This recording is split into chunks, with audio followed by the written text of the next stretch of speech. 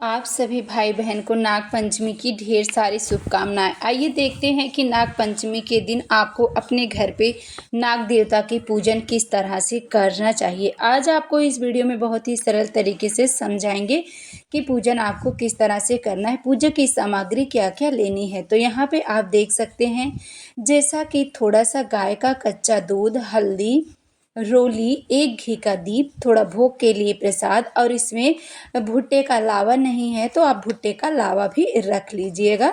मेरे पास अभी नहीं था इसलिए नहीं। और थोड़ा सा एक आपको काजल की डिब्बी लेनी है और एक यहाँ पे सफ़ेद श्वेत रंग का आपको कागज़ लेना है या किसी भी रंग का आप ले सकते। तो यहाँ पे हमने सफ़ेद कोरा कागज़ लिया है। अब इस कोरे कागज़ पे ना जो हमने ये काजल लिया है, इस काजल से बनाएंगे सांप। जैसे सांप नहीं बनता है, जैसा भी आपको टेढ़ा मेढ़ा बनाना आता हो वैसे सांप तो सब कोई बना लेगा, उसी तरह से आपको बनाना है। 7 बना लीजिएगा, 5 बना लीजिएगा, जितने भी आपकी इच्छा हो उतने आप बना लीजिएगा। तो यहाँ पे देखिएगा हमने सांप को बना के रेडी कर दिया है। तो यहाँ पे हमने 7 सांप बनाया है, आप इस हिसाब से बना लीजिएगा।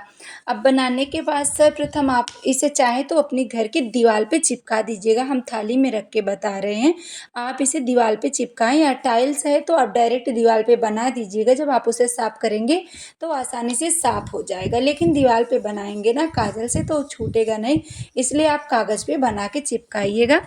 अब सबसे पहले जो आप जल रखे हुए हैं उस जल से आपको इन सभी सांप देवता जो बनाए हैं उन पे आपको जल का छींटा देना है, फिर दूध का छींटा देना। ध्यान रखिएगा दूध आपका कच्चा होना चाहिए, गर्म दूध आपको बिल्कुल भी नहीं लेना है। अब जो आपने 7 सांप बनाया है, कच्चा दूध और जल का छींटा देने के बाद ये क्या हो जाता है कि इन सभी का स्नान हो जाता है। अब आपको हल्दी से टीका लगाना है। जितने भी आप सांप बनाए हुए हैं ना, सबके मुख पर, मत्थे पर आप हल्दी का टीका करिएगा। हल्दी का टीका करने के बाद आपको चंदन का टीका करना है। सफ़ेद चंदन हो, पीला चंदन हो, लाल चंदन हो, कोई भी चंदन हो, क्योंकि नाग देवता को खुशबू बहुत ही पसंद है। तो चंदन में खुशबू होता है, कोई भी चंदन हो। तो इस तरह से चंदन का टीका और हल्दी का टीका लग गया है। अब यहाँ पे आपको चढ़ाना है पुष्प। पुष्प आपको चमेली का मिल जाता है तो बहुत ही अच्छा है, यदि चमेली का नहीं मिले तो कोई भी पुष्प चढ़ाइएगा, लेकिन श्वेत पुष्प हो तो बहुत ही अच्छा होता है। फिर पीला पुष्प भी हम चढ़ा रहे हैं, क्योंकि श्वेत और पीला पुष्प चढ़े तो बहुत ही अच्छा होता है। तो इस तरह से अच्छे से फूल से सजा दीजिएगा। माला भी हो तो माला भी आप चारों तरफ, थाली के चारों तरफ या दीवार पे आप पहना दीजिएगा। उसके बाद भोग लगाना है आपको, अपनी सामर्थ्यता के अनुसार भोग लगाइएगा। भोग में आप जो भी रखे हुए हैं और साथ में कच्चा दूध और 1 लोटा जल रखें, और वही जो हमने आपको बताया भुट्टे का दाना या धान का दाना आप भोग में ज़रूर रखिएगा। दूध में थोड़ा सा आप उसे सान लीजिएगा, मिला लीजिएगा। उसके बाद जितने भी सांप हैं ना उनके मुख पे थोड़ा थोड़ा सा आपको रखते जाना है, जिसे कहा जाता है दूध और लावा चढ़ाना। तो अच्छे से आप जितने जैसे टीका लगाए हैं ना, उसी स्थान पे जहाँ पे पुष्प आपने रखा है वहाँ पे थोड़े थोड़े आपको 7 दाने रख देने हैं दूध लगा हुआ।